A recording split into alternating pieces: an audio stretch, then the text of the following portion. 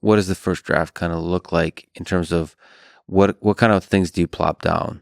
Oh, so it'll be like, let's suppose I just read some book called The Guillotine at Work, which was an early book attacking Lenin from the anarcho-communist perspective. So it'll just be like all the different quotes, like a paragraph here, double space, another paragraph, blah, blah, blah, so on and so forth. Whereas for other sections where I wasn't just using a book as research, there would be like talking about McKinley getting shot.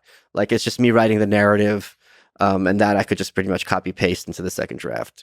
By way of advice, would you give that as advice? Is that a good way to do it? Or is that a very peculiar way your brain works? No, so this is actually advice I feel comfortable giving to people who are trying to write, because it's just like with the gym, right? If you did seven reps last week and you did 8 this week, it's psychologically motivating because you're going the right direction and the human mind extrapolates. So tell yourself, I'm going to get a page done today or 2 pages done. Sit your ass in front of the computer. You're not allowed to get up till you get those 2 pages. It doesn't matter if they look like garbage, because if you have a 300-page first draft and it's crap, at least you have something to work with, and that's a big number.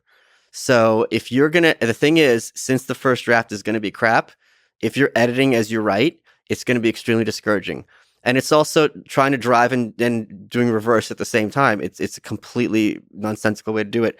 Get it all out there. Don't look it over. If you have a great line, put it on your phone and then add it to the draft. So it'll be a complete slog, but editing that slog is going to be a lot easier than creating it to begin with. And when you see those disparate lines all laid out on the page, how difficult is it to then start stitching it together? Do you find that when you look at a list of those things, the final product will look very different? Yes. Or will you actually use those lines? No, I will use those lines. Then I have a file called scraps. So like if the line's no longer used, I put it in my scrap pile. I'd love to see what's in the scrap pile. Okay, yeah, sure. One of the things I've been pulling scraps is a lot of times when I was earlier writing, I would have contemporary references, and I realized that that's bad because I want the reader to be in the past as the present. So if you're talking about, let's say 1901, and then you're referring to Obama, that screws people up. So I had to pull all those.